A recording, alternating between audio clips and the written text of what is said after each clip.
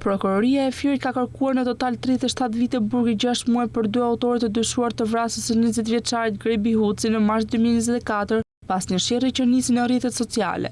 Organi i akuzës ka çuar dosjen për gjykim për dy kushërinj Florian Muka, 18 vjeç dhe i mituri KB 16 vjeç, ndaj të cilëve rëndojnë akuzat për veprat penale, vrasje me paramendim dhe prodhimi, mbajtja, blerja apo shitja pa leje armëve të ftohta. Për Florian Mukën, prokuroria e Firit kërkon 25 vite burg, ndërsa për kushëririn e tij që është shetuar në arrest shtëpie është kërkuar 12 vite e 6 muaj burg. Grebi Huci ishte nxënës në shkollën e mesme profesionale Petro Sota, ndërsa pas diteve punonte si kamarier në një bar pasticëri, vetëm disa metra larg nga vendi i krimit. Ai u bë viktimë arsesore një konflikti mes adoleshentesh në Fier.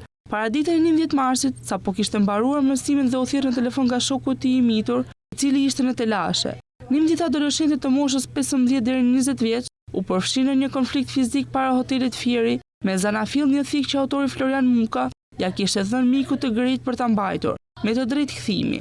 Por ky i fundit nuk ja ktheu dhe këtu lindi debati sa në rrjetet sociale, aq edhe në lulishtin e qytetit. Muka goditi me thik Grebi Hucin, me të cilin nuk ishte njohje, por siç ka deklaruar më herët, e ka qelluar për shkak se gjatë sherrit një person e goditi me përforcues grushti.